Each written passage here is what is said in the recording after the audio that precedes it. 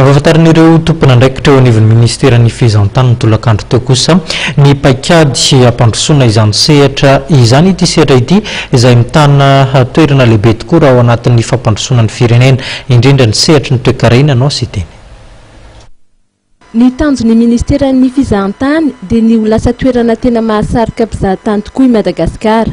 Tsy mora ny asa miandry raha ny voalazan'ny ministra Benjamin Ramanantsoa. Notsindriny ihany koa fa tsy tokony ho sankana amin'ny fampiroboroboana ny sehatry ny fizahantany ireo sampandra-panjakana ka atao izay ampiana ny fomba fikirakirana ireo atota taratasy samihafa eo amin'izany sehatra izany. Mba hanatratrarana ny tanjony dia misy ny tedi-bola ilaina. Tsara fa misy ny famatsim-bola ao ato anatiny zany amintsika malagasy amin'ny budget fanjakana. Misy ihany koa anefa vokarako tao anatin'ny document ihany koa tsy maintsy fitadiavana famatsim-bola avy any ivelany.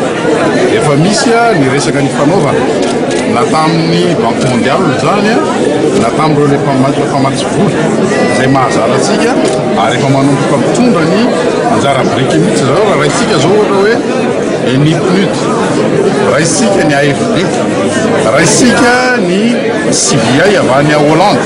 Ny CBI zao efa mazava hoe misy 1 million d'euros noentiny anampina zany ny promotion ny tourisme eto Madagasikara.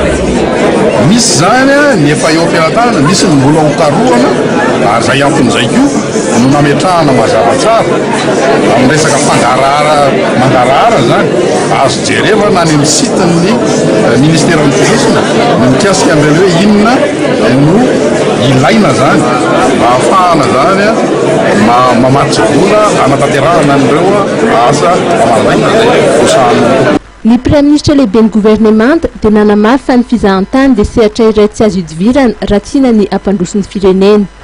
Anisan'ny olana raha ny voalazany ny resaka fitaterana anabakabaka, ny tsy fandriam-pahalemana eny amin'ireo toerana tokony ahasarika mpizahatany, ny olana eo amin'ny resaka fananantany.